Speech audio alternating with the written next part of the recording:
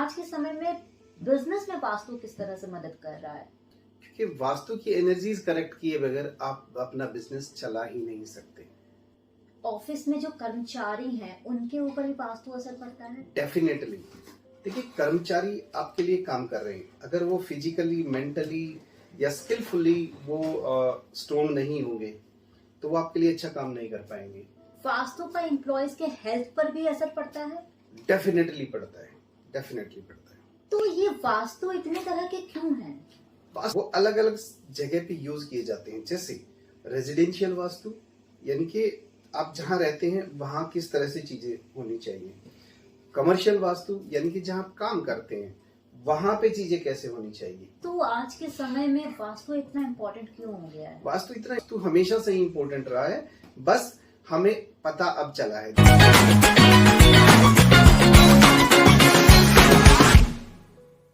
तो नमस्कार, एक बार फिर से आपका स्वागत है क्लासिक कोमल में। और आज हम बात करेंगे कमर्शियल वास्तु को लेकर कि जैसे हम ऑफिस में तो जाते हैं लेकिन हमें पता नहीं होता है कि हमें सही दिशा में कैसे काम करना चाहिए, इनका एम्प्लॉयज के ऊपर क्या असर पड़ता है। तो ये तमाम मुद्दों पर आज हम चर्चाएं करेंगे। तो इसी के साथ हमारे साथ वास्तु के एक्सपर्ट सतीश सैनी जी जुड़े हुए हैं और हम इनका बहुत बहुत स्वागत करते हैं। खैर, अगर हम इनकी तारीफ करें तो बहुत कम है, क्योंकि ये न्यूमरोलॉजी में भी एक्सपर्ट हैं, ज्योतिष में भी एक्सपर्ट हैं और वास्तु की तो क्या कहें।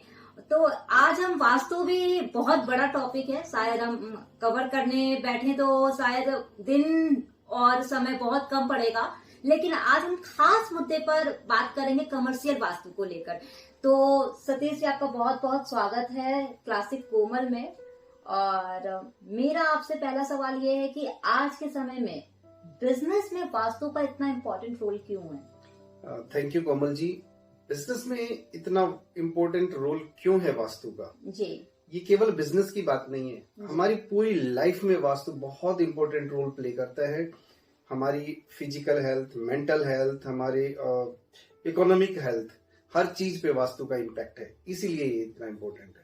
लेकिन जो वास्तु के अनुसार लोग ऑफिस तो खोल लेते हैं लेकिन उन्हें सही दिशा पता नहीं होता। अगर सही दिशा पता भी तो होगी, लोग विश्वास नहीं करते। लोग कहते हैं कि अंधविश्वास हो गया है, और अंधविश्वास मानने के बाद भी वो उनको तरक्की भी मिलती है। तो ऐसे में तो वास्तु काम नहीं कर रहा है ना। देखिए, वास्तु 100% साइंस है, ये नेचर के प्रिंसिपल्स हैं। आप नेचर के प्रिंसिपल्स को कैसे डिनाई कर सकते हैं? और वास्तु की जहां तक बात है कि अंधविश्वास है, अंधविश्वास से तो कोई लेना देना ही नहीं। सूर्य ईस्ट से राइज होता है, वेस्ट में डिप होता है, तो इसमें क्या अंधविश्वास है? ये तो सनातन, मतलब सालों से चला आ रहा, हजारों लाखों करोड़ों सालों से चले रहे वास्तु के प्रिंसिपल्स हैं, और इन्हीं पे आधारित, इन्हीं प्रिंसिपल्स पे आधारित हमारा वास्तु है। लेकिन लोगों का ऐसा कहना होता है कि कोई बात नहीं, हमें तो लाइफ में सक्सेस मिला ना, बहुत से एम्प्लॉयज को भी सक्सेस मिल जाता है, तो बोलते हैं कि ठीक है, हमें जब सक्सेस इतना मिल रहा है तो हम क्यों इतना दिशा को चेक करें, हमें तो सक्सेस से मतलब है। क्योंकि लोग आज के टाइम में सक्सेस के पीछे भाग रहे हैं। देखिए, सक्सेस का रियल मीनिंग क्या है? अगर मेरे पास केवल पैसा आ जाए, मेरी हेल्थ ठीक नहीं है, रिलेशनशिप ठीक नहीं है, सोशली मुझे कोई रिस्पेक्ट नहीं मिल रहा, तो क्या सक्सेस है? अब बताइए ना जी। सबसे पहले अपने को समझना होगा कि वास्तु क्या है। वास्तु एक एंशिएंट साइंस है जो हमें हमारे वर्क प्लेस पर, हमारे रेजिडेंशियल प्लेस पर मैक्सिमम फैसिलिटीज के साथ साथ मैक्सिमम सिक्योरिटीज भी देता है। अब वो सिक्योरिटीज वो आपकी हर चीज से, अगर आप काम कर रहे हैं, बिजनेस कर रहे हैं, तो वो आपको बिजनेस में बड़े लॉसेस नहीं होने दे रहा, समय पे आपके अच्छे डिसीजन हो जा रहे हैं, आपकी हेल्थ, और हेल्थ हर चीज की, रिलेशनशिप की भी हेल्थ और आपकी फिजिकल हेल्थ भी, मेंटल हेल्थ भी, उन सब पे पॉजिटिव इम्पैक्ट डालता है वास्तु। क्या वास्तु एम्प्लॉयज के करियर पर भी असर डालता है? डेफिनेटली।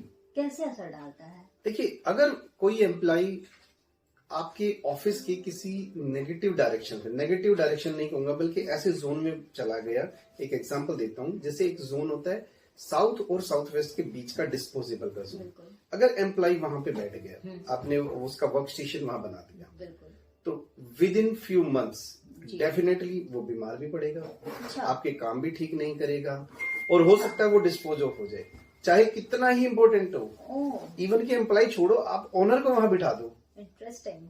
मैं आपको लिख के देता हूँ कि विद इन 1 ईयर 2 ईयर वो उसकी लाइफ से ना कितनी सारी ऐसी चीजें हैं, पॉजिटिव चीजें जो डिस्पोज ऑफ हो जाए। तो इससे करियर का कोई लेन, मतलब इससे कुंडली का कोई लेन देन नहीं? देखिए ऐसा नहीं कि वास्तु ही 100% है।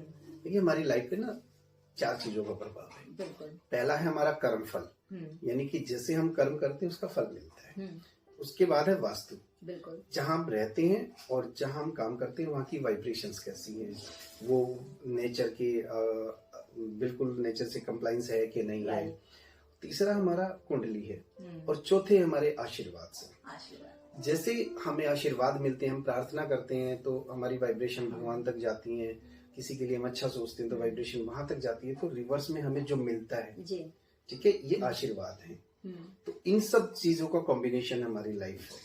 तो ऑफिस में मतलब किस एम्प्लॉयज जो बैठते हैं उनका सही डायरेक्शंस क्या होना चाहिए? देखिए कुछ ऐसी डायरेक्शंस हैं, जैसे ईस्ट और साउथ ईस्ट के बीच चर्निंग का जोन है, वहां पे एम्प्लॉइज को नहीं बिठाना चाहिए हमें। क्यों? क्योंकि एम्प्लॉइज ना दिमाग ही घुमाता रहेगा। साउथ और साउथ वेस्ट के बीच में मैंने बोला डिस्पोजेबल का जोन है, वहां नहीं बिठाना चाहिए एम्प्लॉइज को। इसके साथ ही वेस्ट और नॉर्थ वेस्ट के बीच का एक जोन है जो हमारा वेस्ट ऑफ नॉर्थ वेस्ट का, वहां एम्प्लॉइज को बिठा दिया। ये 3 जोन है। तो वेस्ट ऑफ नॉर्थ वेस्ट में अगर एम्प्लॉइज को बिठा दिया हमने तो डिप्रेशन में चला जाएगा। तो इस तरह से इन चीजों का ध्यान रखें कि उनकी प्लेसमेंट कहाँ होनी चाहिए। बाकी की जोन में आप बिठाओ। एक चीज। दूसरी चीज, आप किस तरह के एम्प्लॉइज आपकी बात कर रहे हैं? क्या वो आपके अकाउंट सेक्शन को देख रहे हैं? तो उनके लिए डायरेक्शंस अलग है। जैसे वेस्ट है हमारा, उधर अकाउंट सेक्शन वालों को देखो। जो आपकी मार्केटिंग टीम है उनके लिए नॉर्थ वेस्ट में जाए। डिपार्टमेंट वाइज आप एग्जैक्टली आपके जो स्किल्स का काम करते हैं, कुछ एम्प्लॉइज है जिनको बहुत ज्यादा स्किल्स की जरूरत है, तो आप वो स्किल्स के जोन में बिठाएंगे उनको। तो इससे ये देखो, आप जब एक पावरफुल जोन में उससे रिलेटेड, उसकी स्किल से रिलेटेड जोन में आप उसको बिठा रहे हो तो उसको नेचर का भी साथ मिलता है, वो आपके लिए अच्छी परफॉर्मेंस देगा वो एम्प्लॉइज। तो अगर मान लो किसी को गलत वास्तु में बिठा देंगे तो उस अच्छा खासा कैलिबर, जिसके पास बहुत सारी जानकारी है, कैलिबर है, वो भी इंसान बर्बाद हो जाएगा। बिल्कुल हो जाएगा। मेरे पास ऐसे सैकड़ों ऐसे एग्जाम्पल हैं। 16 साल के करियर में मैंने हजारों ऑफिसेस, फैक्ट्री ऐसी की हैं जहां पे केवल ऑनर या एम्प्लॉय गलत जोन में बैठ गया और उसका सब कुछ स्वाब हो गया। तो क्या ओनर का भी जगह अलग होना चाहिए और एम्प्लॉयज का जगह अलग होना चाहिए? बिल्कुल, डेफिनेटली। तो ओनर को किस जगह में बैठना चाहिए? देखिए, इन जनरल ओनर को हम साउथ वेस्ट में, वेस्ट ऑफ साउथ वेस्ट में, वेस्ट में या साउथ में या साउथ ऑफ साउथ ईस्ट में यहाँ बिठाते हैं। बट ओनर किस तरह का काम है, बिजनेस किस तरह का, उससे उसको भी लिंक करते हैं हम दिशाओं से। जिस दिशा का काम है उस दिशा में हम बिठा देते हैं। जैसे आज हम मान लेते हैं कि हमारे पास कपड़े का बिजनेस है, तो उसके लिए किस तरह का वास्तु होना चाहिए, किस तरह का डायरेक्शन होना चाहिए? देखिए, किसी भी काम के लिए बेसिक वास्तु हमारा ठीक होना चाहिए। बेसिक वास्तु क्या? बेसिक वास्तु ये है कि आपका जो जहाँ काम कर रहे हो वो उसकी लंबाई चौड़ाई का रेशियो, वहां पे नेचुरल लाइट का फ्लो, वाटर एलिमेंट यानी कि कहाँ पानी है, आपकी पोजीशन कहाँ पर है, कहाँ पर आपके एम्प्लॉइज हैं, कहाँ पर स्टेयर्स है, कहाँ लिफ्ट है ना, ये सारे बेसिक वास्तु में आते हैं। इसके अलावा जिस भी प्रीमिसेस में आप काम कर रहे हैं वहां की एनर्जीज का ठीक होना जरूरी है। एनर्जीज, देखिए, हर चीज की एक फ्रीक्वेंसी होती है। अगर आपने पूरा वास्तु ठीक करवा लिया, वास्तु के 2 पार्ट है। एक तो एक्टिविटी में मीन्स आपका टॉयलेट यहाँ पे हो गया, आपकी स्टेयर्स यहाँ होगी, किचन यहाँ हो गया, आपके वर्किंग स्टेशन यहाँ होंगे, बॉस की चेयर यहाँ हो गया, इसकी यहाँ पे ये सारी एक्टिविटीज हैं। दूसरा है उस प्रीमिसेस की वाइब्रेशंस, एनर्जीज कैसी हैं। तो अब वास्तु में ये भी शामिल है कि एनर्जीज कैसी हैं। तो हम अपने ऑरा स्कैनर से एनर्जीज भी चेक करते हैं कि एक्टिविटीज हमने ठीक कर ली, मान लो एनर्जीज की फ्रीक्वेंसी वहां पे ठीक नहीं है, लोअर फ्रीक्वेंसी की एनर्जीज हैं, तो वहां पे हम रिजल्ट नहीं दे पाएंगे। अपने को एनर्जीज भी हाई रखनी होती है। राइट। अगर इंसान गलत जगह में रहे, मतलब गलत वास्तु में रहे, तो अच्छा इंसान भी क्या निगेटिव हो जाता है? बिल्कुल हो जाता है। मैंने कहा कि वास्तु का हमारे इमोशंस पे, हमारे फिजिकल लेकिन हेल्थ पे, लोग हर चीज पे बिलीव असर। क्यों नहीं कर पा रहे हैं इन सब चीजों पर? देखिए, ऐसा नहीं कि बिलीव नहीं कर पा रहे हैं। क्योंकि कई बार क्या होता है ना, लोग वास्तु कहते हैं कि हमने वास्तु तो सही करा लिया, हमने इससे सही करवाया, उससे सही करवाया, हमने बड़े बड़े एस्ट्रोलॉजर्स को बुलाया, वास्तु एक्सपर्ट्स को बुलाया, फिर भी हम अपनी लाइफ में खुश नहीं है। बिजनेस हमारा चल नहीं रहा है, हमें सक्सेस नहीं मिल रहा है, हमें पैसे नहीं मिल रहे हैं, क्योंकि लोगों को आज के टाइम में बहुत ज्यादा पैसा चाहिए। देखिए, मैंने बोला ना, लाइफ हमारा कोई एक वास्तु से ही गवर्न नहीं होता। राइट। उसके साथ साथ हमारी कुंडली भी मैटर करती है। कई बार क्या होता है कि टाइम पीरियड हमारा, जो हमारे ग्रह नक्षत्र का जो टाइम पीरियड है वो अच्छा नहीं चल रहा होता, जिससे हमें आपको वो डिजायर रिजल्ट नहीं मिल पाते। पहली चीज। दूसरी चीज ये है कि अगर वास्तु आपका ठीक है तो ऐसा नहीं हो सकता कि आपको बड़ी प्रॉब्लम आती है। देखिए, मेरे को बताओ, अगर किसी ने वास्तु कंप्लाइंस घर में रहे हैं या वास्तु कंप्लाइंस ऑफिस हैं, प्रॉब्लम आएंगी। देखो, लो टाइम आ गया, प्रॉब्लम आ सकती है, पर ऐसी नहीं होगी कि वो इंसान बर्बाद हो गया। मुझे एक भी एग्जांपल दिखा दो। या तो वास्तु वो प्रॉपर किया नहीं गया होगा, प्रॉपर नहीं होगा, या वहां की एनर्जीज डिस्टर्ब होंगी। अगर एक्टिविटीज ठीक है, एनर्जीज ठीक है, तो डेफिनेटली वो बंदा अच्छे से सर्वाइव करेगा। एनर्जीज को कैसे सही करें? एनर्जीज पहले तो देखना पड़ेगा कि प्रॉब्लम क्या है। जैसे कुछ नेगेटिव एनर्जीज हैं। एक फ्रीक्वेंसी में बताता हूँ, 3.33, जिसको हम बोल देते हैं कि ब्लैक मैजिक की एनर्जीज है ना। तो एक फ्रीक्वेंसी 13 की, एक डी एनर्जीज है। ये कुछ नेगेटिव एनर्जीज हैं, और अगर ये हमारे यहाँ पे अवेलेबल हैं, तो आप कितना ही वास्तु ठीक करवा लो, आपको रिजल्ट नहीं आएंगे। जो आप बात कर रहे हो, शायद उन केसेस की बात कर रहे हो। ओके। कि वहां पे एनर्जीज चेक नहीं की गई होंगी, एनर्जीज को रेक्टिफाई नहीं किया होगा। अदरवाइज ऐसा नहीं होता। वास्तु, जहां वास्तु कंप्लाइंस आपका प्रीमिसेस है, आपकी लाइफ में डेफिनेटली ग्रो होगा। तो बेसिकली जैसे हमने इतनी सारी बातें की, तो ऑफिस की जो हमारी मेन एंट्री है वो कैसी होनी चाहिए? देखिए, मेन एंट्री हमारे ना 4 दिशाएं, बिल्कुल, क्योंकि आज के टाइम में ऑफिस लोग मॉडर्नाइजेशन, डायरेक्शन, राउंड शेप बहुत ज्यादा दे रहे हैं, ट्रायंगल शेप दे रहे हैं। तो शेप को भी मेंटेन करे, फैशन को भी मेंटेन करे, उसमें वास्तु को कैसे मेंटेन किया जाए? अब एक तो आपने दरवाजे की बात की कि मेन एंट्री कहाँ रखें, दूसरा आपने शेप्स की बात की। बिल्कुल, मैं दोनों पे चर्चा करूंगा। बिल्कुल। देखिए, जहाँ दरवाजे की बात है, हमारी 4 मेजर डायरेक्शंस हैं, और मेजर डायरेक्शन में सब में कुछ पर्टिकुलर पॉइंट दिए गए कि यहाँ पे दरवाजा होने से हमारी लाइफ में पॉजिटिव इम्पैक्ट आते हैं, वो मिलते हैं। वो हम अपनी वास्तु की भाषा में, जैसे नॉर्थ डायरेक्शन की बात करें तो N5 N4 की एंट्री है हमारे पास, N3 की एंट्री है, N4 और N3 की एंट्री। इसी तरह से ईस्ट की बात करें तो E4 और E3 की एंट्री है। इसी तरह साउथ की बात करें तो साउथ में भी S4 और S3 की एंट्री है। ऐसे ही वेस्ट में W3 W4 की एंट्री है। ये शुभ एंट्री है। यहाँ पे दरवाजा खोलो, आप आपकी मेन एंट्री रखो, आप देखोगे कि बहुत सारी प्रॉब्लम तो एक इसी चीज से एड्रेस हो गई। अच्छा। अब एंट्री का भी कंसेप्ट समझना पड़ेगा कि एंट्री है क्या। एंट्री का कंसेप्ट ये है, कोमल जी, देखिए हमारे घर का एक जो प्रेमिसेस का एक स्पेस है, और इसको स्पेस को हमने कवर कर रखा है दीवारों से और दरवाजों से। बाहर भी एक स्पेस है, यानी कि बहुत बड़े स्पेस में से हमने अपने घर का एक छोटा स्पेस काट लिया। उसका मीटिंग पॉइंट क्या है? हमारे दरवाजे। एक बहुत बड़ी एनर्जी से एक छोटी एनर्जी मिल रही है, जिस पॉइंट पे मिल रही है वो इम्पोर्टेंट है कि नहीं? बस यही चीज समझने की कि दरवाजे हमारे सही दिशा में होने चाहिए। दूसरी बात, आपने शेप्स की बात की। देखिए, हर शेप्स अपने आप को एक एलिमेंट के तौर पे रिप्रेजेंट करती है। आपने ट्राइंगल की बात की। ट्राइंगल जो है वो फायर एलिमेंट को रिप्रेजेंट करते हैं। सर्कुलर जो चीजें हैं वो हमारे स्पेस एलिमेंट को रिप्रेजेंट करती है। ओवल शेप में या ट्रायंगल हमारे एयर एलिमेंट को रिप्रेजेंट करता है। जो भी ऐसी वेवी शेप है वो हमारे वाटर एलिमेंट को रिप्रेजेंट करते हैं।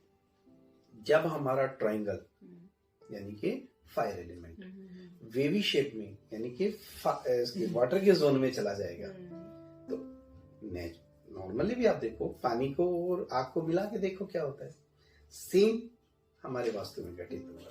अगर हमने फायर एलिमेंट वाटर एलिमेंट के जोन में रख दिया तो वही होगा लड़ाई झगड़ा, डिप्रेशन, बहुत सारी चीजें। तो फिर इनको कैसे बैलेंस किया जाए? सबसे ज्यादा शुभ कौन सा होता है? देख, सबसे ज्यादा शुभ कौन सा होता है? हर एलिमेंट इंपॉर्टेंट है। इस पूरे ब्रह्मांड की जो संरचना हुई है वो 5 एलिमेंट से होती है, पंच तत्वों से, पंच महाभूत तत्वों से, जिसमें वाटर एलिमेंट है। अगर हम अपनी बॉडी का भी देखें तो लगभग 60 to 70% वाटर है, परसेंट टू परसेंट वेरिएट करता है, किसी का 60, किसी का 65, किसी का 70। तो ये अब ये बताओ कि वाटर एलिमेंट हमारी बॉडी के लिए कितना इम्पोर्टेंट है।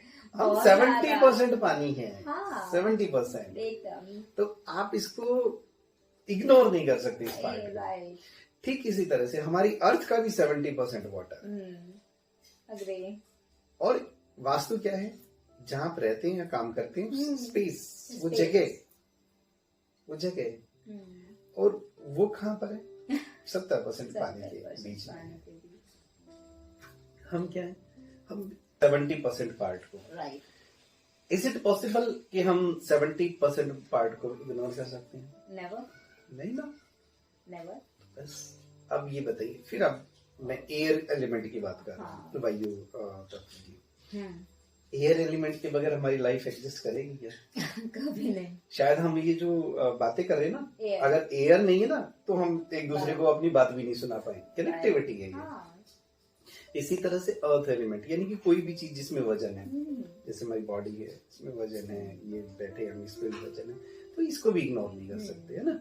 अब स्पेस, खुले आसमान में, स्पेस के अंदर सब कुछ है, उसको इग्नोर नहीं कर सकते। तो अब बताएं आप, फायर, अग्नि की बात कर रहे हैं हम, तो फायर को कैसे इग्नोर कर सकते हैं? अगर टेम्परेचर नहीं होगा तो पॉइंट, क्वेश्चन मार्क। तो कोई भी ऐसा एलिमेंट नहीं है जिसको हम इग्नोर कर सकें।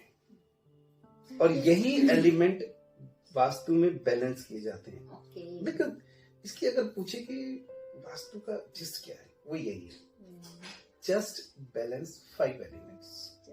आजकल आप देखो कि ऑफिस है, मार्केट तो हमारा ईस्ट में भी है, वेस्ट में भी है, नॉर्थ में भी है, साउथ में भी है।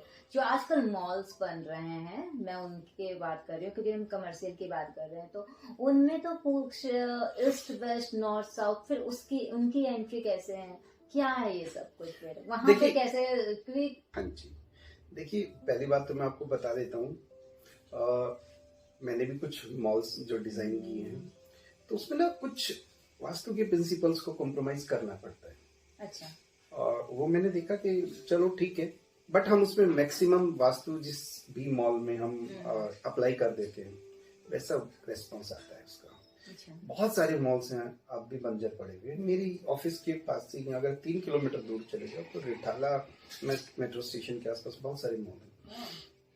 एक रोहिणी सिटी सेंटर मॉल है, वो बहुत अच्छा चल रहा है। उसको 0 डिग्री ओरिएंटेशन पे बनाया गया, बाकी सबका ओरिएंटेशन खराब है, सिंगल नहीं चल रहा, और कम से कम 4-5 मॉल है वहां पे।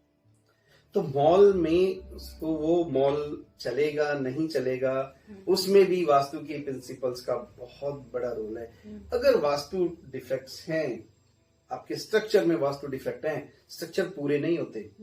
15-15 साल से मैंने देखे हैं कि बड़ी बड़ी बिल्डिंग के स्ट्रक्चर वहीं अटक गए हैं, पूरे नहीं हो रहे। जैसे कि आपने बात की 0 डिग्री, तो वो क्या है? This is the orientation.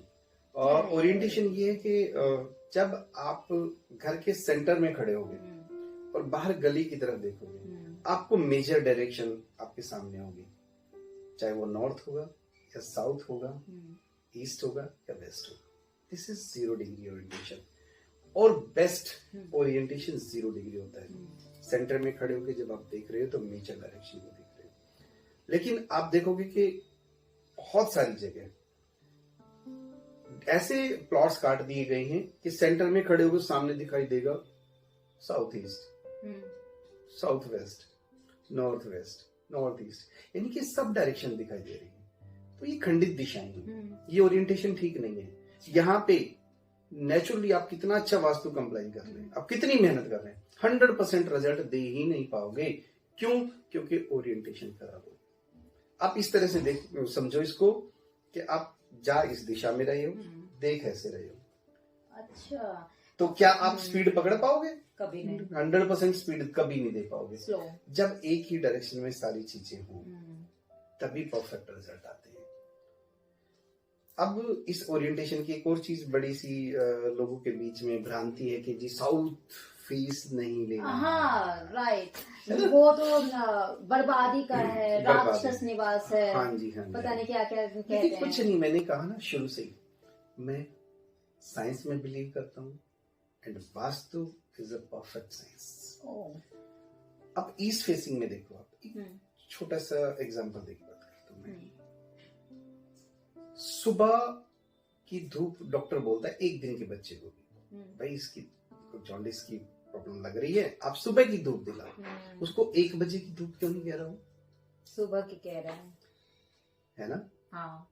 It means सुबह जो सनराइज है हमारा ईस्ट में हो रहा है, ईस्ट में हो रहा है। और एक दिन के बच्चे को जब वो सूर्य की एनर्जी देते हैं, सुबह की एनर्जी देते हैं, तो बच्चा ठीक हो जाता है।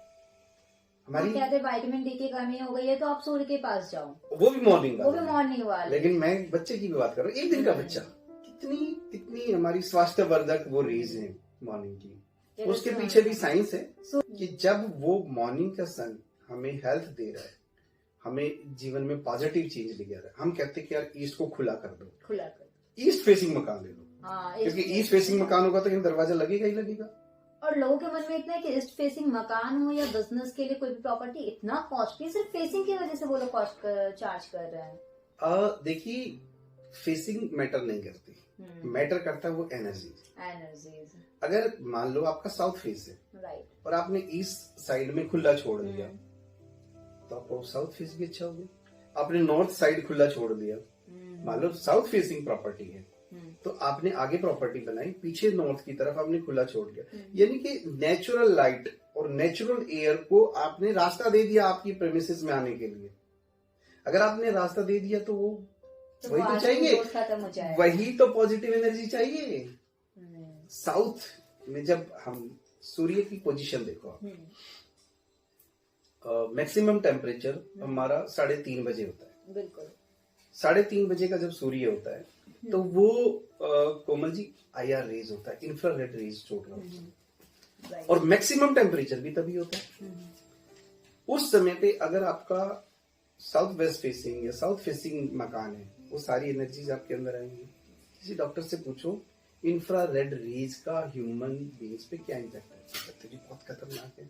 तो हम भी तो यही कह रहे हैं वास्तु में कि भाई साउथ फेस ले रहे हो तो उसको थोड़ा ढक के रखो, वहां की एनर्जी को मिनिमम अंदर आने दो, उसको मत आने दो। उसके कंपैरेटिव नॉर्थ को खोल के रखो, ईस्ट को खोल के रखो, क्योंकि वो पॉजिटिव वाइब्रेशन है।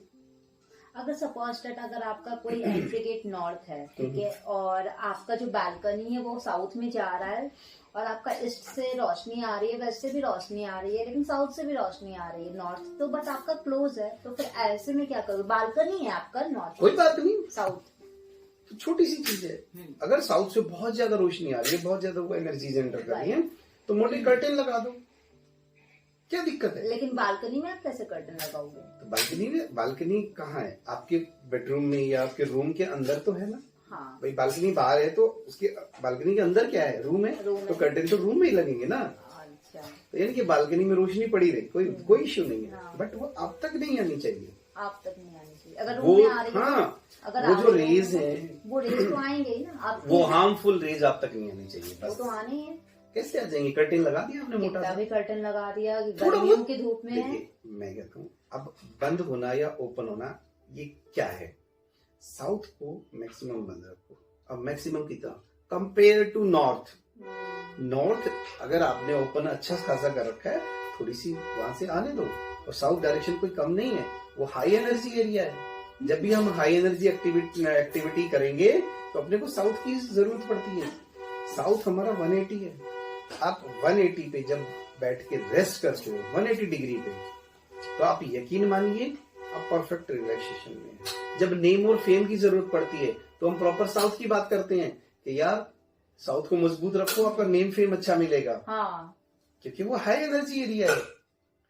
आप साउथ में हम बेडरूम बना देते हैं इसलिए कि भाई यहाँ सोओगे तो बिल्कुल बढ़िया रिलैक्स होगा, बढ़िया नींद आएगी। और वहां से पैर करवाते हैं नॉर्थ की तरफ, ताकि अर्थ एनर्जी, ये ना हमारी बॉडी भी बिल्कुल अर्थ है।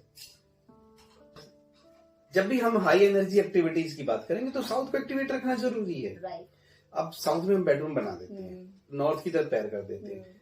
हमारी बॉडी भी अर्थ की तरह बिहेव करती है। हमारे पैर जो हैं वो हमारा साउथ पोल है। इसी बीच में मेरे मन में एक सवाल आ रहा है, आजकल लोग ऑफिस में भी बेडरूम बनाने लगे हैं। देखो उसमें कौन सा होना चाहिए डायरेक्शन? देखो सही है, बेडरूम आपका रेस्ट करने की जगह जो होनी चाहिए वो बिल्कुल, चाहे आपके घर की बात हो चाहे आपके ऑफिस की हो, वो प्रॉपर डायरेक्शंस में होने चाहिए, है ना। पहली चीज। अब वो बेडरूम क्यों बनाने लगे? वर्किंग या आवर्स ना बहुत लंबे हो जहाँ पर, तो वो बीच में 1-2 घंटे के लिए रेस्ट करने के लिए वो बना दिए जाते हैं, रेस्ट रूम बनाए जाते हैं ऑनर्स के लिए, खासकर कि भाई उसको बहुत लंबे समय तक अगर काम करना पड़े तो रेस्ट तो चाहिए ना। अब कौन सी डायरेक्शन? अब तो एक तो साउथ का ही नाम मैंने ले लिया, बाकी अच्छी डायरेक्शन में जहाँ भी अवेलेबिलिटी है वहीं पे बना दो। जैसे आजकल ऑफिस में लोग पार्किंग का एक पोर्शन कवर करते हैं, छोड़ते हैं, लेकिन लोग कहीं भी आ रहे हैं कैसे भी पार्क कर देते हैं। देखिए पार्किंग से अगर मेरा अगर एट्रीब्यूट है पार्किंग का, तो वो 2 प्रकार से। एक तो आपके ऑफिस के सामने पार्किंग, इनकी ओपननेस, ओपन स्पेस। दूसरा पार्किंग है हमारी बिल्डिंग के नीचे, स्टिल पार्किंग। तो अगर ओपन की बात की जाए तो वहां पे वास्तु का ये सिद्धांत है कि आपका ईस्ट या नॉर्थ में पार्किंग रखो, फिर नेचुरली ओपन हो गया, वहां की नेचुरल लाइट और नेचुरल एयर फ्री फ्लो होगा आपके ऑफिस में। लेकिन अगर आपको अगर साउथ में या वेस्ट में कर दिया तो वहां की नेगेटिव जो एनर्जीज हैं या वो हार्श एनर्जीज हैं उनको कैसे रोकोगे? क्योंकि आपने बहुत सारा ओपन कर दिया होगा। ऑब्वियस बात है। हाँ, तो इसलिए पार्किंग का जब ओपननेस की बात करें, ओपन स्पेस की बात करते हैं, तो ओपन स्पेस को ध्यान में रखना चाहिए। ऑफिस में लिफ्ट भी आजकल लोग लगा रहे हैं, तो उनको भी, उसमें भी वास्तु का अहम रोल है। बिल्कुल रोल है जी। देखिए लिफ्ट के ना 2 गुण हैं, 2 एट्रीब्यूट हैं। पहला, लिफ्ट के नीचे ना गड्ढा होता है। हाँ। दूसरा, लिफ्ट जब अप एंड डाउन करती है तो high churning, high energy activity है ये, चर्निंग स्ट्रॉन्ग है। तो अपने को लिफ्ट ऐसे जोन में लगानी चाहिए जहां पे गड्ढा भी एक्सेप्टेबल है और वो हाई एनर्जी एक्टिविटी भी एक्सेप्टेबल है। अगर जैसे नॉर्थ ईस्ट में आपने लगा दिया, वहां पे गड्ढा तो है पर हाई चर्निंग नहीं होनी चाहिए, तो इट मींस वो हमारी एक्टिविटी खराब होगी, वो हमें नेगेटिव इम्पैक्ट देगी। इसी तरह से साउथ वेस्ट में चले जाओ, वहां पे हाई एक्टिविटी जो है, हाई एनर्जी एक्टिविटी तो एक्सेप्टेबल है पर गड्ढा एक्सेप्टेबल नहीं है। अब क्या करोगे आप? ये जोन ढूंढे जाते हैं, जैसे ESC है, वहां पे गड्ढा भी एक्सेप्टेबल हमारे को, ईस्ट ऑफ साउथ ईस्ट, यानी कि साउथ ईस्ट और ईस्ट के बीच का जोन। ये सब डिग्रीज है, मैं कंफर्टेबिलिटी के लिए ये जोन के नाम बोल रहा हूँ, अदरवाइज ये सब डिग्रीज पे होते हैं। डिग्रीज, जैसे आपने बात कही, जैसे बहुत लोग कहते हैं कि डायरेक्शन होता है वास्तु, और यहाँ पे आप डिग्री की बात कर रहे हैं, तो डिग्रीज और दिशाओं में क्या अंतर है? जी, मैं कहता हूँ कि मेरे सामने नॉर्थ है, अब वो नॉर्थ कहाँ से कहाँ तक है? राइट। कोई उसका ये तो होगा कि जी यहाँ तक नॉर्थ है, इसके बाद नॉर्थ ईस्ट शुरू है, कोई पॉइंट तो होगा ना। लेकिन नॉर्थ ईस्ट क्यों कहा गया है? अब ये तो नहीं कह सकते ना कि जी ये भी नॉर्थ है और इधर भी नॉर्थ है, ऐसा तो नहीं ना। एक्चुअल में है क्या कि हमने अपने स्पेस को, चारों तरफ स्पेस को जो 360 डिग्री का है, उसको हमने डिग्रीज 360 डिग्रीज मान लिया, और 360 डिग्री को 4 मेजर डायरेक्शंस और 4 सब डायरेक्शंस, इनके 8 डायरेक्शंस के हिसाब से उनमें हिस्से दे दिए। इनके एक जो डायरेक्शन को 45 डिग्री दे दिया हमने। अब 45 डिग्री का भी बहुत बड़ा एरिया होता है, उसमें भी कई सारे इम्पैक्ट चेंज हो रहे हैं, तो आगे 22.5 डिग्री की जोन काट दिए। अब वो जोन जैसे काउंट करना शुरू करते हैं, नॉर्थ ऑफ नॉर्थ ईस्ट, फिर नॉर्थ ईस्ट इसी तरह ईस्ट ऑफ नॉर्थ ईस्ट, फिर ईस्ट, तो इस तरह 22.5 डिग्री के 16 जोन्स काट दिए। 16 जोन्स? हाँ जी। तो 16 जोन्स कौन कौन से हैं? तो ये नॉर्थ है, नॉर्थ ऑफ नॉर्थ ईस्ट है, नॉर्थ ईस्ट है, ईस्ट ऑफ साउथ ईस्ट है, और ईस्ट ऑफ नॉर्थ ईस्ट है, ईस्ट है, साउथ ईस्ट है, साउथ ऑफ साउथ ईस्ट है, साउथ है, साउथ ऑफ साउथ वेस्ट है, साउथ वेस्ट है, वेस्ट ऑफ साउथ वेस्ट है, वेस्ट है, वेस्ट ऑफ नॉर्थ वेस्ट है, नॉर्थ ये कह सकते कि घर से बड़ा वास्तु होता है, ध्यान देना होता है कमर्शियल में। कमर्शियल का वास्तु बहुत बड़ा है। नहीं, ये 16 जोन हर जगह है। ये तो अच्छा। अभी जस्ट हम ना सब्जेक्ट में एंटर कर रहे हैं। अच्छा। अदरवाइज जब हम किसी भी प्रॉपर्टी पे जाके काम करना शुरू करते हैं तो हम केवल 16 जोन को नहीं देखते। उन 16 जोन्स के अंदर हमारे 45 पावर पॉइंट्स हैं। 45 पावर पॉइंट्स, एनर्जी पॉइंट्स हैं। oh God। कि केवल ये नहीं देखना नॉर्थ है, नॉर्थ में कुछ पॉइंट्स हैं कि इस पॉइंट पे पर्टिकुलर इतने एरिया में क्या चीज एक्टिवेट है, उससे पहले क्या एक्टिवेट है और सेंटर पे क्या एक्टिवेट है। तो हर ये पावर पॉइंट 45 पावर पॉइंट्स ढूंढते हैं हम किसी भी वास्तु में करते हुए। उसको हम 45 देवता बोल देते हैं या उनको एनर्जी पॉइंट बोल देते हैं, और सबका इक्वल इम्पोर्टेंस है। लेकिन आज के टाइम में हम देख रहे हैं सोशल मीडिया पर रील्स इतने ज्यादा हैं कि ये उपाय कर लो वास्तु ठीक हो जाएगा, ये उपाय कर लो आपको पास धन की वर्षा होने लगेंगे। तो ये सब क्या है? नहीं, ये ना केवल मसाला है। अच्छा। इसको मसाला समझो कि बस एक बारी सब्जी वाले के उसमें सब्जी में डाल लो, वो फायदा हो या नुकसान हो कोई फर्क नहीं पड़ता, बस टेस्ट आपने चटपटा बनाना। मसाला कभी किसी एक उपाय से आपके हम धन वर्षा हो, तो इतना गहरा सब्जेक्ट जो वास्तु है वो सब सीखने की जरूरत क्या है? बेसिक वास्तु मैंने बोला है, यानी कि नेचर के प्रिंसिपल्स आपको सारे फॉलो करने पड़ेंगे, तभी आपकी लाइफ में प्रॉस्पेरिटी है। किसी एक स्टंट से नहीं आ सकता, स्टंट से कभी नहीं आ सकता। और जैसे आपने ये तो हो गई रेल की बातें, तो अगर मान लो किसी के घर में वास्तु गलत है या किसी ऑफिस में वास्तु गलत है और वो इंसान इन्वेस्टमेंट करने की हालात में नहीं हो, तो वैसी परिस्थिति में इंसान अपने ऑफिस का वास्तु कैसे सही करे? देखिए, उसके लिए अगर मैं अपनी बात करूं तो ऐसे लोगों की मैं और मेरी टीम हेल्प करती है। अच्छा। क्योंकि मैं ये मानता हूँ कि ये जो नॉलेज है वास्तु का, विज्ञान, ये मेरा नहीं है, ईश्वर का दिया, ईश्वर का दिया हुआ है, हमारे पूर्वजों का दिया हुआ है, जो हमारे ऋषि मुनि थे उनका दिया हुआ है। तो कहीं ना कहीं मेरे ऊपर वो उनका कर्ज है, और उस ज्ञान से मैं अपनी रोजी रोटी चला रहा हूँ, कमा के खा रहा हूँ। ये कंट्रीब्यूशन तो बहुत सारे लोग करते हैं, बहुत सारे वास्तु कंसल्टेंट करते हैं, बहुत सारे एस्ट्रोलॉजर करते हैं, कि जो रियल में अपनी लाइफ में पॉजिटिव चेंज लाना चाहते हैं और वो अफोर्ड नहीं कर सकते, तो आप सिंपली उनको जाके बोलो ना, वो आपकी हेल्प कर देंगे, डेफिनेटली हेल्प करेंगे। हम भी करते हैं, बहुत सारे लोगों की करते हैं। फिर भी लेकिन बेसिक जो मतलब मान लीजिए यूट्यूब पे जो ये वीडियोस देख रहे हैं, अगर वो उनसे कंसल्टेंट नहीं हो पाए, अगर ये वीडियो के माध्यम से उनको कुछ हेल्प मिल जाए, तो उनके लिए कुछ ऐसा उपाय है? देखिए, वास्तु में कोई एक चीज में नहीं है, कोई एक चीज नहीं है।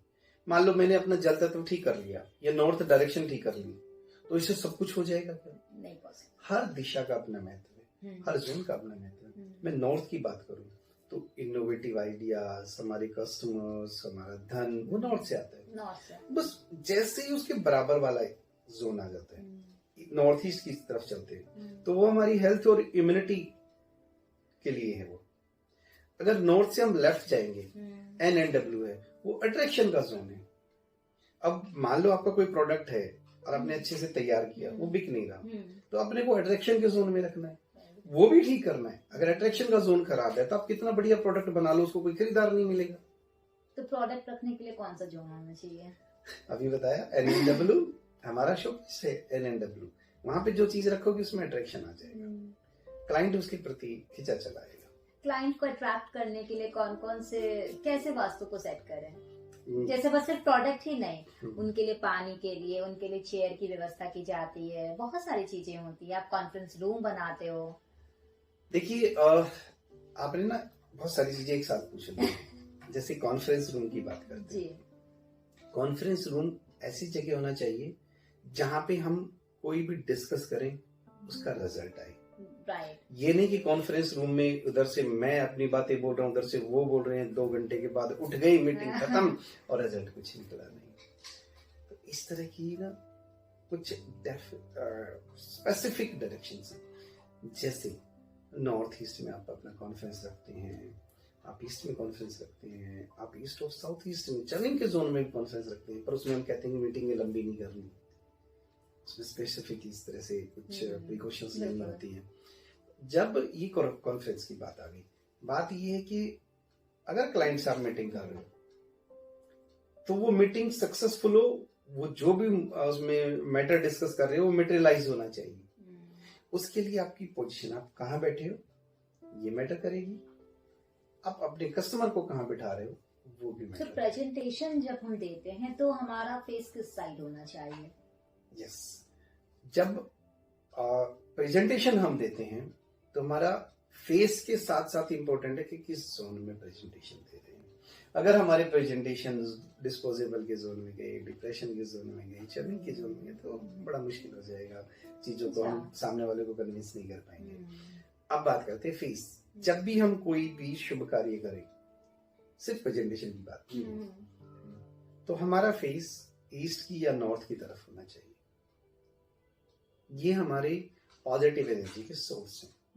ये हमें हेल्प करते हैं हमारी बात को इफेक्टिव वे में रखने के लिए। क्या हम बेस्ट की ओर अपना फेस करके कोई भी अगर इंटरव्यूज देते हैं या कोई भी प्रेजेंटेशन देते हैं तो क्या उसमें सक्सेस नहीं मिलती? देखिए, केवल एक ये नहीं कि यार आपने 10 मिनट का जो इंटरव्यू हो इसलिए खराब होगा क्योंकि आपका फेस वेस्ट की तरफ था। हाँ। ऐसा नहीं है।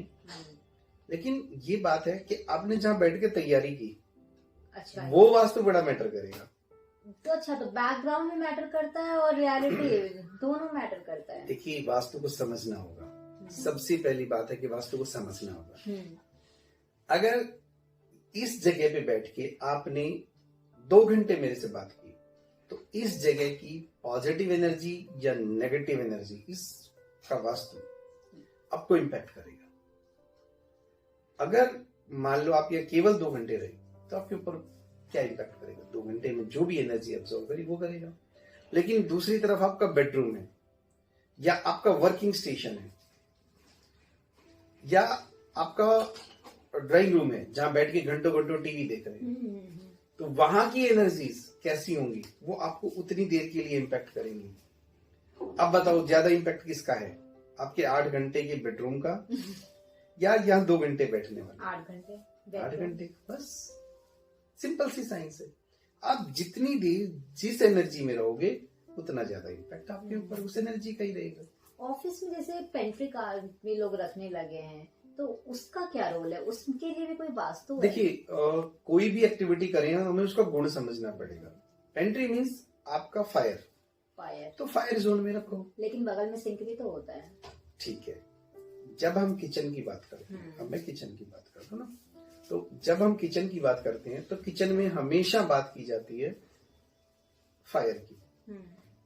वो सब एक्टिविटी है, बर्तन धोना वहां की सब एक्टिविटी है। ठीक है, जैसे बेडरूम की बात की जाए, एक बार फिर से मैं कहूंगा कि चीजें समझना होगा। बेडरूम तो किसी का 20 फीट बाई 20 फीट हो सकता है, लेकिन जहां वो बेड है पर्टिकुलर उस जगह पे जितने में 6 बाई 6 का आपका जो बेड है वो मैटर करता है। That is your bedroom. तो पूरे घर को बेडरूम बना लो, तो पूरे घर में तो 16 जोन आ गए। लेकिन जहां आप एक्टिविटी कर रहे हो बैठ के, ठीक इसी तरह से पेंट्री में भी ये है कि जहां पर आपका फायर एलिमेंट है, जिस पॉइंट पर, जहां पर किचन में आपका चूल्हा जल रहा है, फायर जल रही है, वो पॉइंट वो ठीक होना चाहिए। किचन के अंदर चाहे आपकी 5 जोन आ जाए, क्या फर्क पड़ता है? तो ऑफिस का किचन इतना मैटर नहीं करता जितना घर का किचन मैटर करता है। हाँ जी, बिल्कुल बिल्कुल, क्योंकि वहां पे तो वेंडिंग मशीन लगी हुई है। अब ये वेंडिंग मशीन से एक और क्वेश्चन याद आया। देखिए, 2-3 चीजें, जैसे आपका एक रेफ्रिजरेटर है, राइट, रेफ्रिजरेटर, आपकी वेंडिंग मशीन, एसी है ना? नहीं, मैं कुछ और कहना चाह रहा हूँ। जैसे रेफ्रिजरेटर है, आपकी वेंडिंग मशीन है ऑफिस के लिए, उनका कलर मैटर करता है रेफ्रिजरेटर का। बिल्कुल। देखिए, अगर आपका रेफ्रिजरेटर है ग्रे कलर, आज बहुत ज्यादा चला हुआ है, ट्रेंडिंग, हाँ, ब्लैक भी, अगर आपने दोनों में से कोई भी कलर, किचन की जो सही डायरेक्शन है, सही डायरेक्शन कौन सा? फायर एलिमेंट, सामने में रख दिया। अगर उसमें किचन में ये रख दिए हाँ। तो आप कहोगे मेरा पूरा वास्तु ठीक है, फिर मुझे क्यों प्रॉब्लम है? हाँ। क्योंकि आपने बहुत बड़ा सोर्स रख दिया जो नेगेटिव एनर्जी का वहां पे। क्यों? क्योंकि वहां पे कंपेटिबल नहीं, फायर की कंपेटिबल नहीं है ग्रे कलर, फायर की कंपेटिबल नहीं है ब्लैक कलर। अच्छा। हाँ जी, ये एंटी कलर है इसके। अब हर कलर का अपना एक गुण है, तो अपना क्या एक घर में भी ये लागू होता है? बिल्कुल लागू होता है। कलर थेरेपी तो बहुत बड़ी चीज है। रेफ्रिजरेटर के कलर की बात करें बिल्कुल हर जगह। तो आजकल जो लोग किचन में शोभा बढ़ाने के लिए ब्लैक कलर और ग्रे कलर का जो फ्रिज रख रहे हैं, अगर ये आप बिल्कुल है ना, एक जिसको कहते हैं पल्ले बांध लो इस चीज को। अगर आपका किचन सही दिशा में है, हाँ। और उसमें आपका ग्रे कलर का रेफ्रिजरेटर है या ब्लैक कलर का रेफ्रिजरेटर है, आपकी लाइफ में बड़े नेगेटिव इम्पैक्ट है, बड़े नेगेटिव इम्पैक्ट। यस। तो सही कैसे करें? तो सही दिशा में सही कलर लेके आओ। जैसे फायर की जोन है, साउथ ईस्ट है, साउथ ऑफ साउथ ईस्ट है, साउथ है, ये 3 जोन फायर के हैं। साउथ, हाँ जी, ये 3 जोन फायर के हैं। यहाँ पे आपने किचन बना दिया, तो यहाँ पे फायर के कलर का ही रेफ्रिजरेटर लेके आओ। जैसे आप यहाँ पे रेड की शेड का लेके आओ, रेड की शेड पे जाके आप तो उस पे कवर लगा देंगे बाद में? हाँ, कवर लगाओ, आजकल स्टिकर आए हुए हैं, वो लगाओ। वो लगा दो। हाँ बिल्कुल, क्योंकि किसी ने खरीद लिया तो उसको बेच खरीद लिया। मैं तो करवाता हूँ। आजकल ना बहुत सारे ऑनलाइन मिलते हैं। हाँ। कि जी आज स्टिकर आते हैं, जो कबर्ड्स का भी सेम यही चीज है। अच्छा। देखिए कबर्ड्स के भी 2 गुण हैं। 2 चीजों से कबर्ड्स निर्धारित होती है। एक तो उसके अंदर रखे जाने वाला सामान, कि आप क्या सामान रख रहे हो। दूसरा, कबर्ड पूरी हमारी वॉल को कवर करता है। जैसे ऑफिस में पूरी फाइलें भरी हुई हैं। ठीक है, देखो फाइलें, अब इसी से ले लेते हैं, ऑफिस की बात कर रहे हैं। तो पूरी दीवार पे आपकी कबर्ड बनी हुई है। तो उसमें 2 चीजें, एक तो फाइलें कैसी हैं और दूसरी चीज उसका कलर। अच्छा।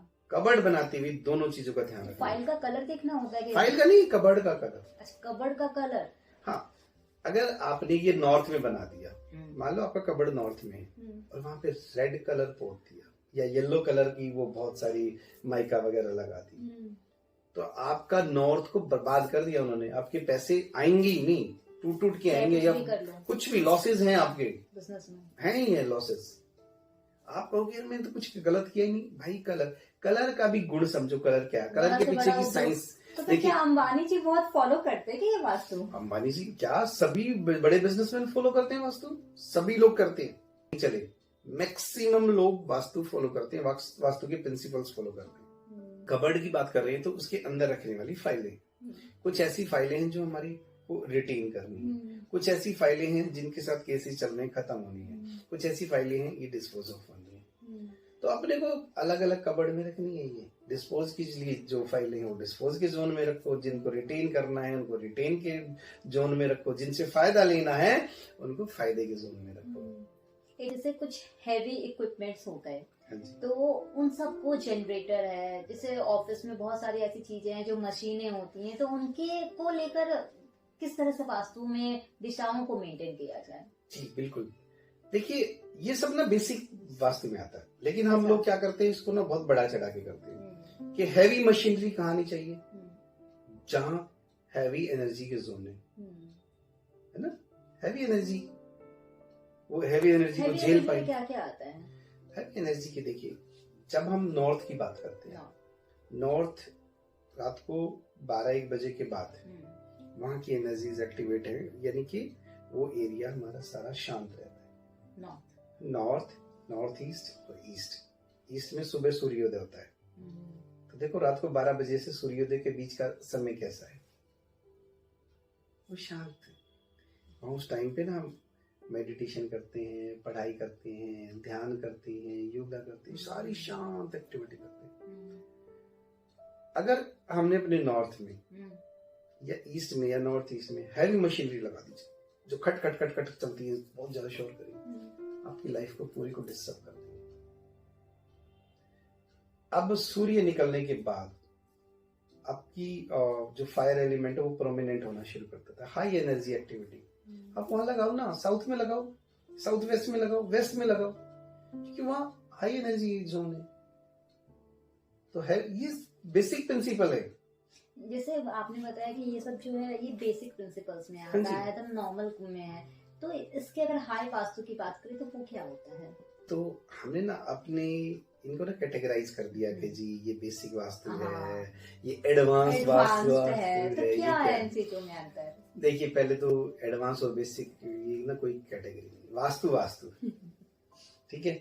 लेकिन क्या है कि जब हम किसी सब्जेक्ट को समझने की कोशिश करते हैं उसको बेसिक बात कर रहे हैं, और जब समझ के जब एक्सपर्टी उसको एक एक चीज माइन्यूटली हम उसको डिस्कस करते हैं, माइन्यूटली उसको एड्रेस करते हैं, दैट इज एडवांस वास्तु। अच्छा, हाँ। जैसे साइन बोर्ड की अगर हम बात करें तो वास्तु में ये बहुत ज्यादा महत्वपूर्ण है क्या? बिल्कुल, साइन बोर्ड आपके घर आपके ऑफिस के अंदर कितने कस्टमर आएंगे या नहीं आएंगे इसको डिसाइड कर सकता है। अच्छा।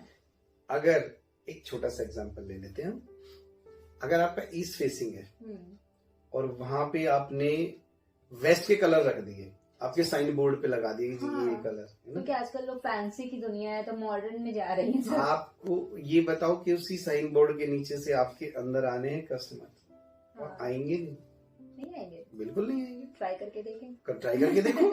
आप साउथ फेसिंग शॉप ले लो और वहां पे ब्लू कलर का लगा दो साइन बोर्ड, आप देखोगे कि आप ये कहोगे यार ये हो क्या रहा है।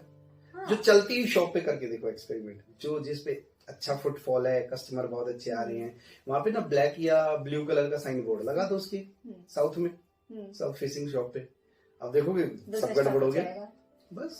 तो बेस्ट कलर कौन सा होता है?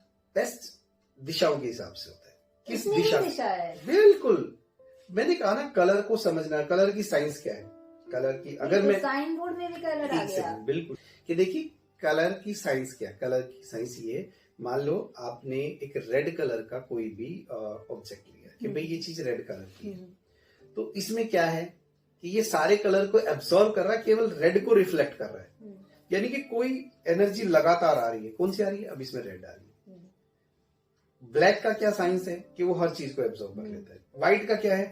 वो हर कलर को आगे वापस कर देता है, रिफ्लेक्ट कर देता है ना। तो ये कलर बहुत स्ट्रॉन्ग टूल है, इसको ध्यान से, यानी कि कोई चीज है ना आपके पास लगातार आ रही है तो कितनी एनर्जी छोड़ रही है।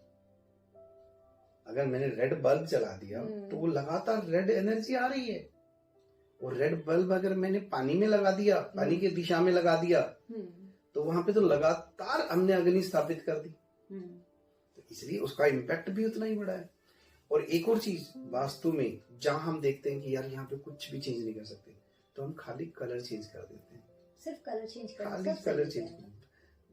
फिर बात है ना, सब सही की नहीं बात है, आपकी लाइफ में पॉजिटिव चेंज आने लगे, पॉजिटिव चेंज तो सिर्फ कलर से, छोटे छोटे चेंजेस से भी। ठीक है, आपको बेसिक वास्तु ठीक करना ही करना पड़ेगा, छोटे छोटे चेंजेस से भी हम अपनी लाइफ में पॉजिटिव चेंज लाते हैं, बिल्कुल लाते हैं। तो उसके लिए भी मैं बता देता हूँ, अपने प्रेमिसेस के सेंटर में खड़े हो जाओ और गली की तरफ देखो, रोड की तरफ एंट्री। हाँ जी, आप जब रोड की तरफ देखोगे, जो डायरेक्शन वो है वो आपकी फेसिंग है, वो फेसिंग। हाँ जी, जैसे आप जिस ऑफिस में यहाँ बैठे हो, आप इसके सेंटर में खड़े हो जाओ और आप इसके बाहर की तरफ देखोगे तो ये नॉर्थ दिखाई देगा, तो इट मीन्स ये नॉर्थ फेसिंग। अगर ये साउथ दिखाई देता तो साउथ फेसिंग हो जाता है। ये तो फेसिंग का कंसेप्ट है। अब जो बात कर रहे हैं हम कि आकार की बात कर रहे हैं कि आकार कैसा होना चाहिए।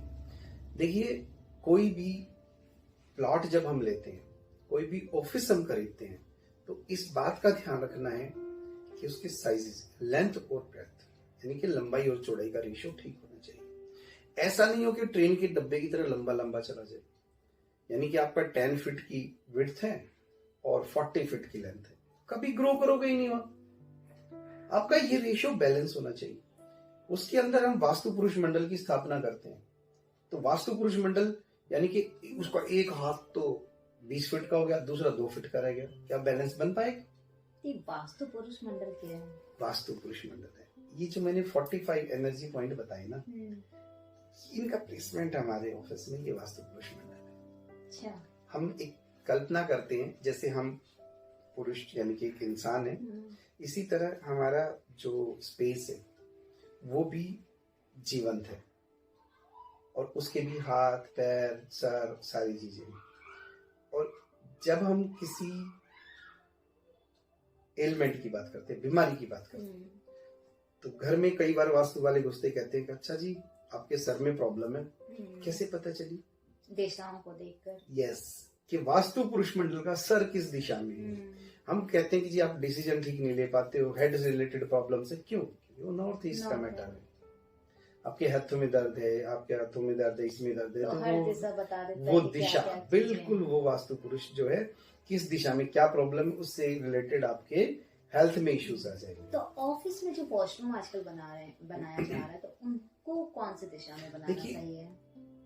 वॉशरूम की 3 डायरेक्शन है। पहले के जमाने में क्या होता था कि आप बाहर से जो है मतलब घर में ना छक्के खाते थे, बाहर डिस्पोज ऑफ करके आते थे। आजकल उल्टा हो गया है, ना बाहर जा रहे हो, होटल पे खा रहे हो, रेस्टोरेंट में खा के और छक्के खा के तो घर में आके डिस्पोज ऑफ करते हो। पहले के जमाने में वॉशरूम्स नहीं थे, बट आज नीड ऑफ द आवर है ना। उसके लिए वास्तु में जो एक्सपीरियंस के आधार पर 3 डायरेक्शंस को हमने जो है स्पेसिफाई कर रखा कि यहाँ पे अगर आपका वॉशरूम है तो वो इम्पैक्ट गलत नहीं आते। वो 3 दिशाएं हैं।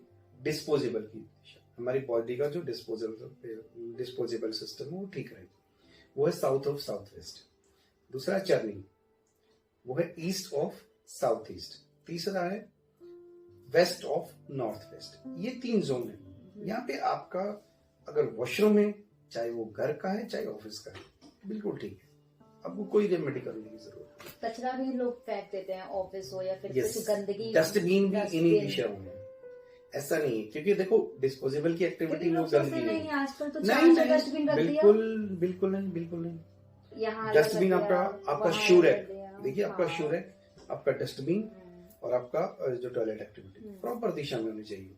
क्योंकि डस्टबिन में आपने कोई कचरा डाला, वो नेगेटिव इम्पैक्ट दे रहा है, वो नेगेटिव एनर्जी का सोर्स है, उसको सही दिशा में रखना चाहिए और जितना जल्दी हो सके घर से बाहर निकालना चाहिए।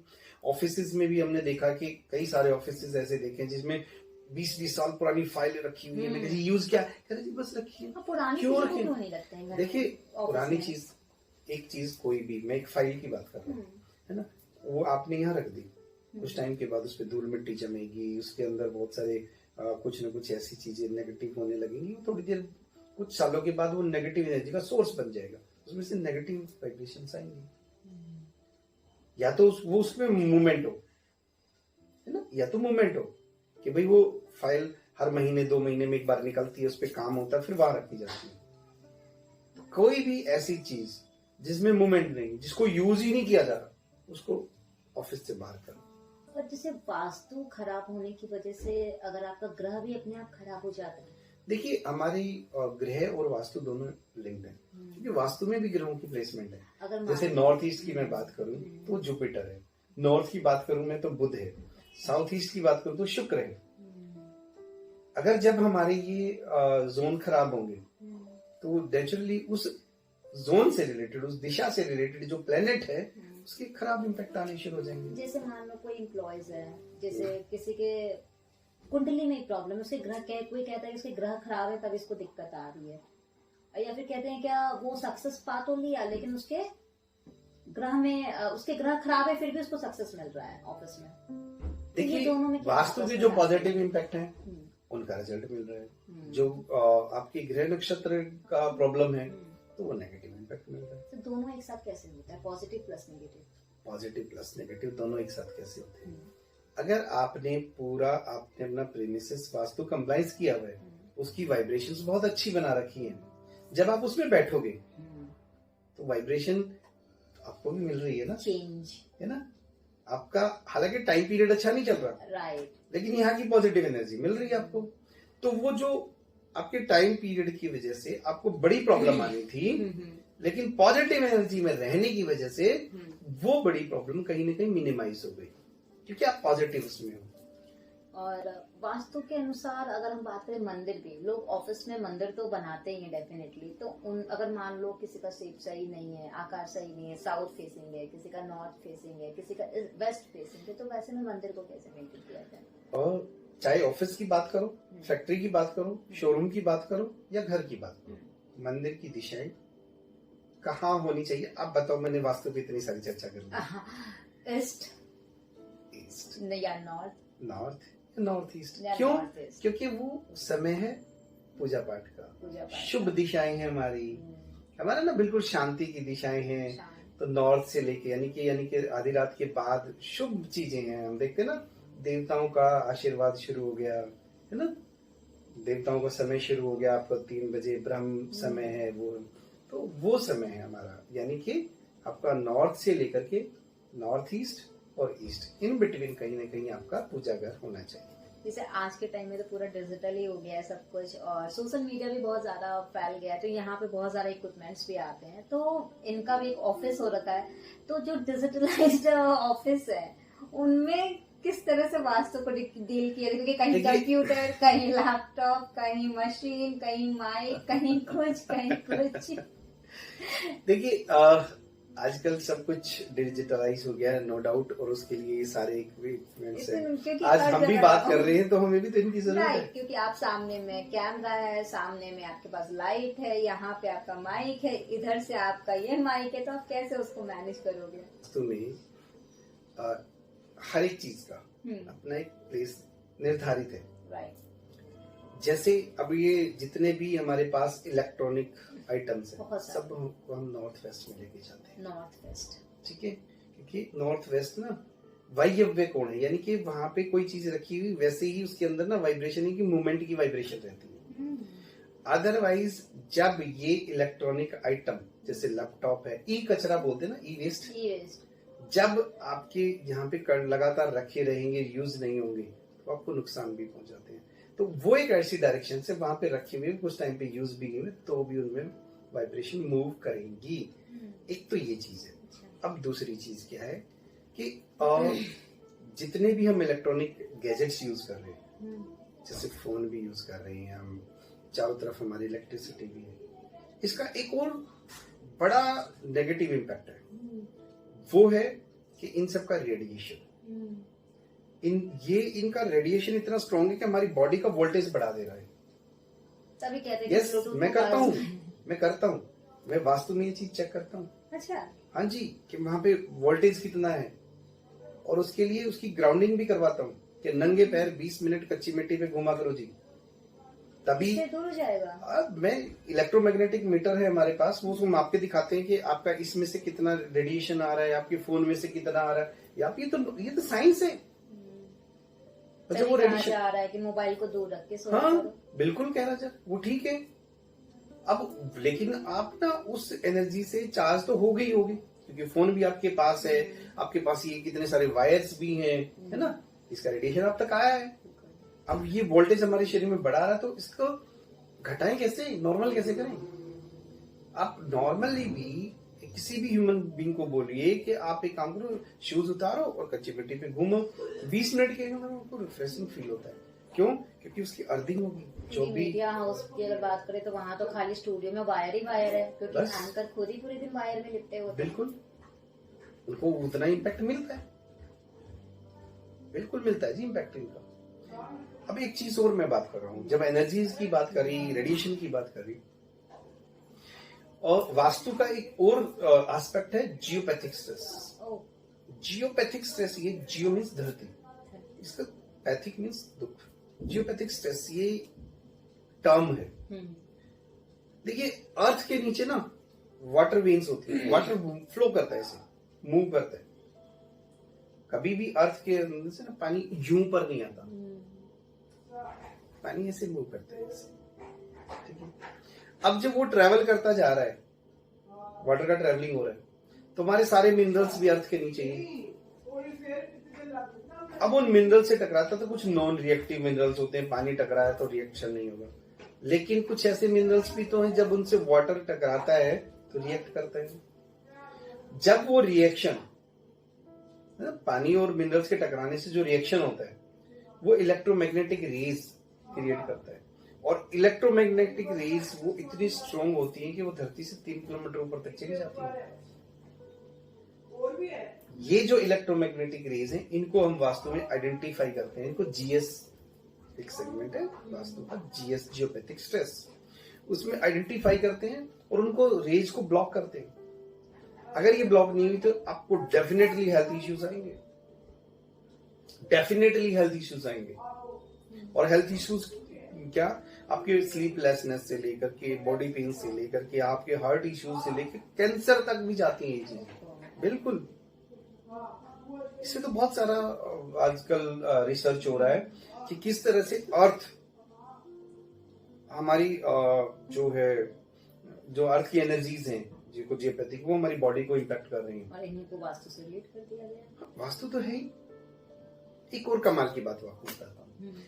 आपने गौ माता हमारी ना सुना होगा कि जी उनका गौ तो हमारी हाँ, माता है। गौ हमारी माता है। वो क्यों है? हमारी लाइफ को प्रोटेक्ट करती है। जो जियोपैथिक स्ट्रेस है, मर्जी आप कितना ट्रीटमेंट कर लो जी, रुकेगा नहीं। लेकिन खाली गाय का गोबर अगर वहां पे आपने कंस्ट्रक्शन कर रहे हो, आप अपना मकान बना रहे हो, फ्लोरिंग से पहले आपने गाय का गोबर डाल दिया, तो वो जितनी भी रेज हैं, इलेक्ट्रोमैग्नेटिक रेज, सारी नीचे रह जाएंगी, ऊपर आएंगी। अच्छा, हाँ जी, आप लाइफ लॉन्ग प्रोटेक्टेड हो, लाइफ लॉन्ग प्रोटेक्टेड। ये क्रिस्मेटिक इम्पैक्ट है ये। तो ये जैसे आपने आजकल फ्लोरिंग कराते हो आप, तो आपने तो पहले टाइल्स बिछवा लिया। नहीं, पहले टाइल नहीं बिछती, नहीं टाइल तो बाद में बिछती है।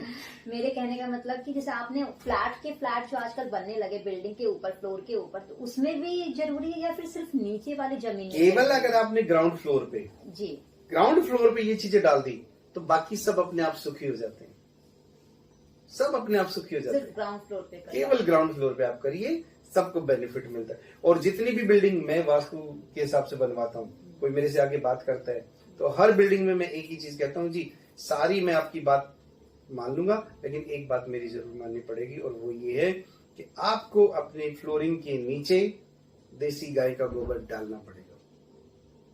तोड़ के अंदर से नहीं लग सकता है, अगर मान लो किसी ने पहले नहीं डाला है, बाहर में उसको सही करना है, पॉजिटिव। देखिए, वास्तु ये नहीं है कि आपको ना उलझा दे, वास्तु ये कि आपको समाधान दे, है ना। और किसी की फ्लोरिंग में तुड़वा के कहूंगा यार अजीब वास्तु वाला है लेकिन बन रहा है तब तो हो सकता है ना।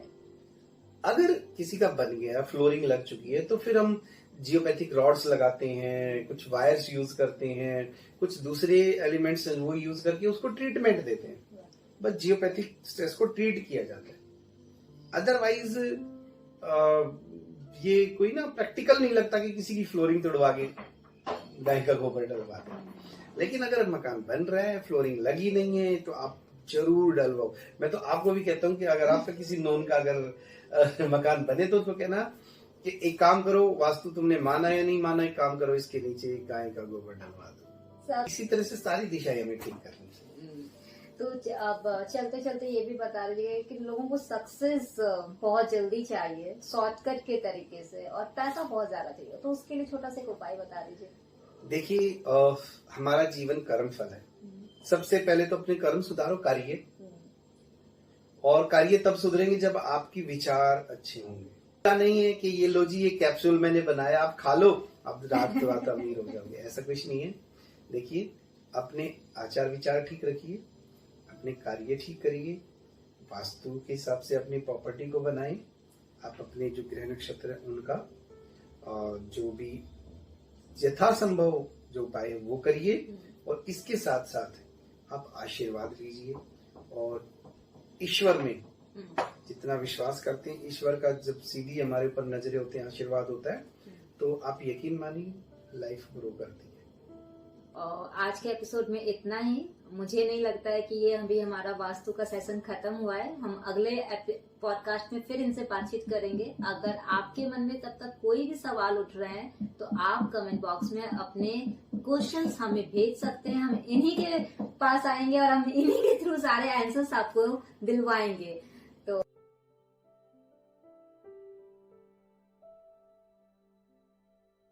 डेफिनेटली कोमल जी, अगर आप में से किसी की कोई भी क्वेरी है तो आप मुझे जो भी आपके बॉक्स में मेरा नंबर है उस पर कॉल करके पूछ सकते हो।